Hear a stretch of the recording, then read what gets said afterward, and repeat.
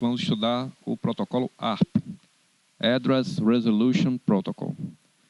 Nós vamos estudar o ARP nessa aula no contexto da comunicação intra-rede. O que seria uma comunicação intra-rede? Comunicação intra-rede é aquela comunicação em que tanto o remetente quanto o destinatário eles estão presentes na mesma rede. É esse caso aqui, né? O que a gente vai estudar nessa aula é a comunicação entre esse rapaz e essa moça aqui, né? Numa aula posterior, nós vamos estudar a comunicação interredes, né? Que é quando o destinatário e o remetente estão em redes diferentes, mas nesse caso nós vamos estudar aqui a comunicação intra-rede. E por que é que a gente precisa do ARP? A gente precisa do ARP porque um datagrama, para ser entregue, ele tem que ser encapsulado por um quadro. E o quadro ele possui informações de endereçamento. Essas informações, esses endereços aqui do quadro, eles são comumente conhecidos como endereços MAC. E o fato é o seguinte: quando a gente tem aqui o datagrama formado, a gente conhece o endereço IP do destinatário. Ou conhece mesmo, ou a gente usa o DNS para obter, né, como a gente já viu. Mas o fato é que a gente tem o endereço IP do destinatário. A grande questão é que nós não temos o endereço MAC que a gente precisa para colocar aqui no campo endereço MAC de destino. A gente não tem. O que a gente tem é o endereço MAC da gente, que é o endereço da placa de rede do nosso computador. Então, o protocolo ARP ele serve justamente para descobrir qual é o endereço MAC que eu tenho que colocar aqui no campo endereço MAC de destino. Ok? E a primeira coisa que o computador faz para ele descobrir qual é esse endereço aqui é verificar se o destinatário está na mesma rede que o remetente. E como é que ele faz isso? Primeiro, o remetente ele tem que saber qual é a rede dele. E como é que ele sabe disso? É só ele fazer um AND do endereço IP que ele tem com a máscara de rede que ele tem. E aí sim ele descobre qual é a rede em que ele se encontra, né?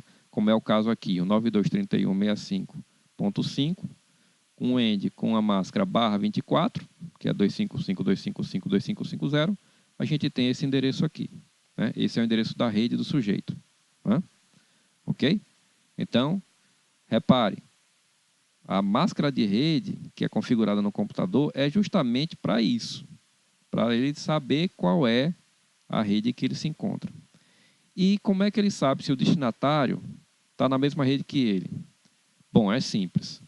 Ele pega esse endereço IP do destinatário e faz um AND com a máscara de rede dele, do remetente.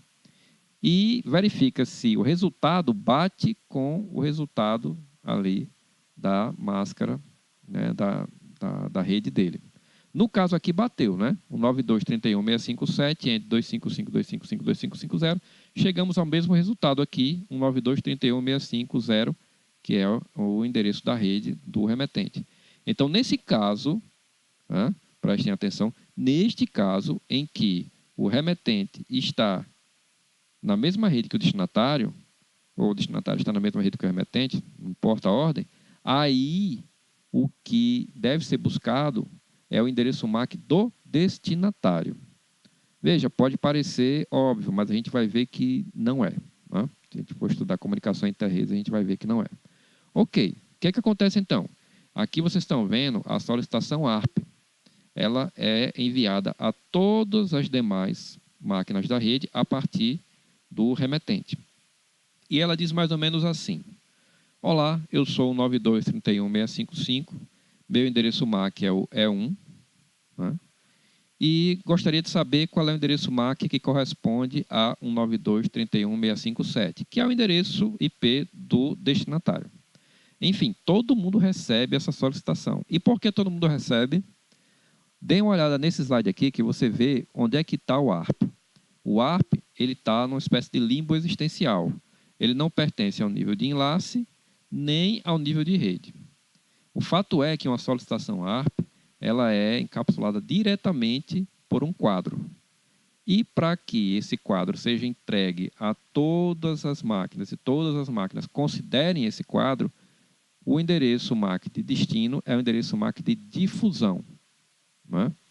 Normalmente, o endereço MAC de difusão é obtido fazendo que todos os bits do endereço que compõem o endereço, né?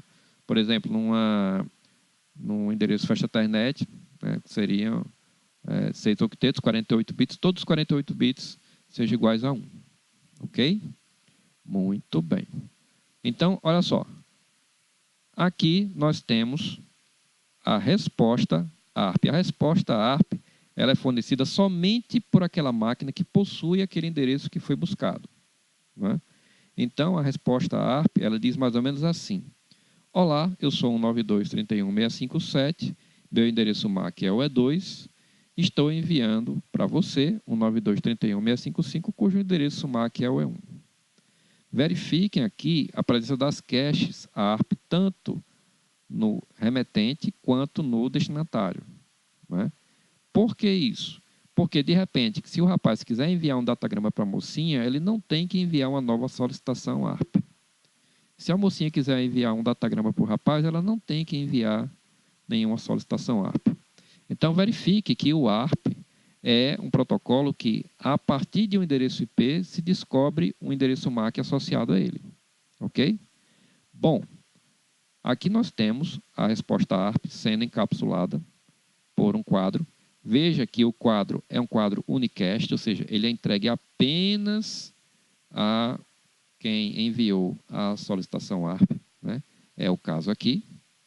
E agora sim, de posse desse endereço MAC, o datagrama pode ser transmitido. Verifique aqui nesse último slide que o nosso datagrama agora é encapsulado por um quadro, que esse quadro agora sim tem um endereço MAC de destino. Tudo bem, gente?